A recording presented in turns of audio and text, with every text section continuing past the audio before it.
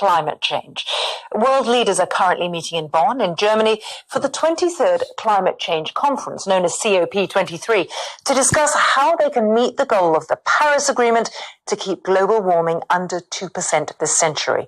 But this isn't just about national action. Many regional governments are now taking on responsibility themselves to help tackle climate change. The latest is the US state of Virginia. Well, we can go now to Bonn and speak to Damien Ryan, who's Director of Strategy at the Climate Group.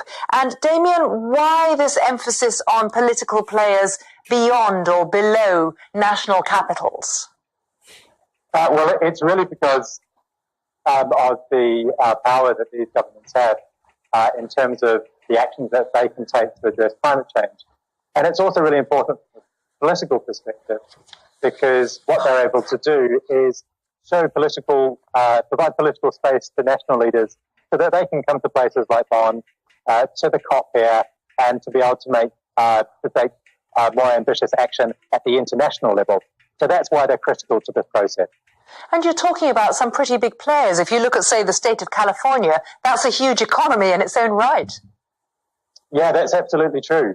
And again, that's just another reason why they're such an essential player in this process. If you look at what the states and also the cities in the US are doing, together, these governments, they're like they're a country. They would be as big as they would be the third biggest country in the process here, which is amazing.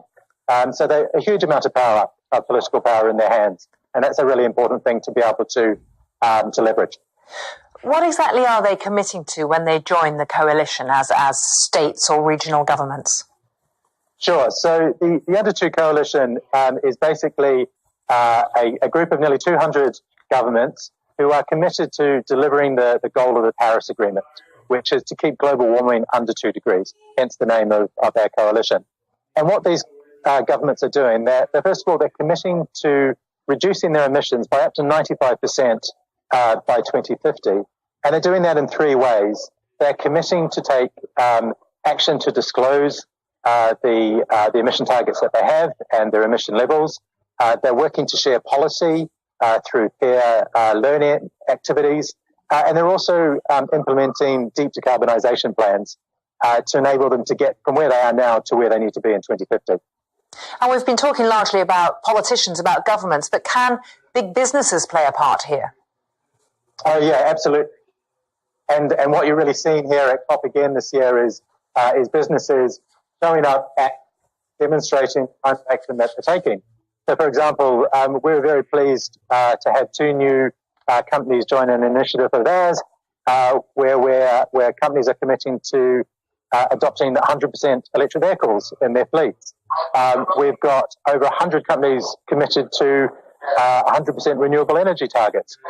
So there are lots of actions taking place by business, and again, that's feeding into this process by showing the national governments what's actually happening outside of this process and giving them the confidence that they can take more ambitious action within it. And that's the really crucial thing that we need to see here.